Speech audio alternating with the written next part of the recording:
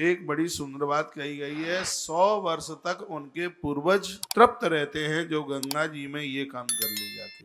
वो लिखने नहीं, आप भूल जाओगे, और ये मैं पहली बार सुना रहा हूं, लिख लें। श्राद्ध कर्म करने से भी ज्यादा फल है इसका। पितृन उद्देश्यो भक्त्या पाय स मधु संयुत गुड़ सर्पी स्थलई सार्ग गंगा भी निक्षपेत।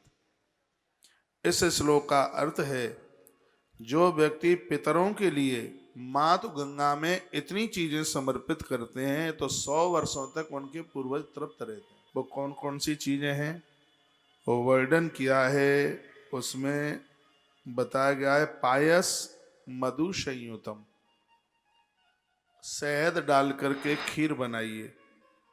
गंगा जी में मधु युक्त खीर, तिल, घी और गुड़, ये लिख लो।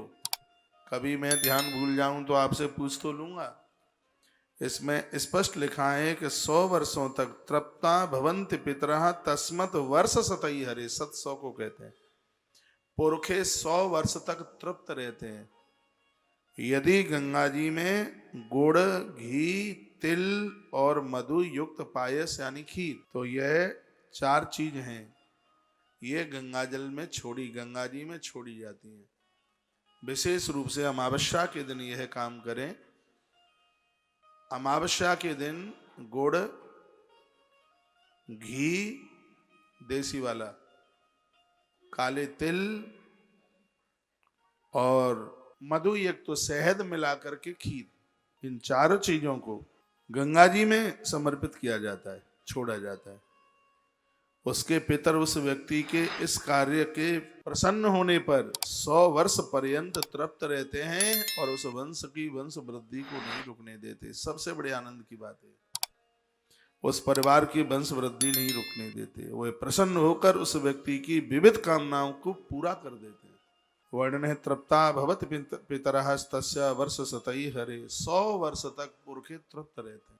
एक वर्ष में आने वाली जितनी अमावस्या है, एक वर्ष में 12 अमावस्या आती है।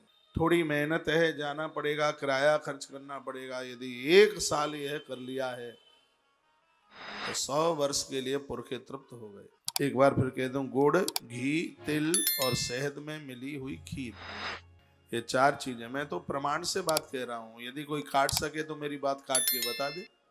हाँ, ये भी तो बोल देता हूं मैं। यदि मैं कोई गलत कह रहा हूं तो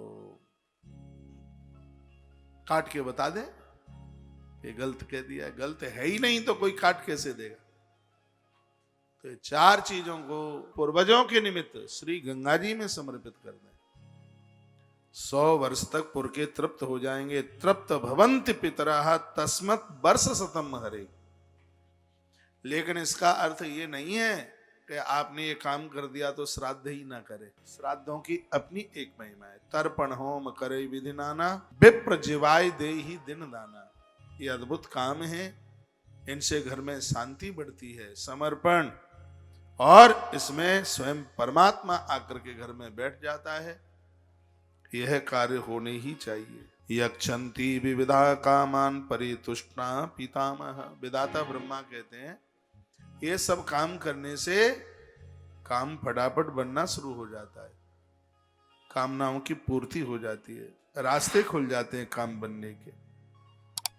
कहा, ये पितर लोग प्रसन्न होकर उस परिवार की कामनाओं को पूरा कर देते।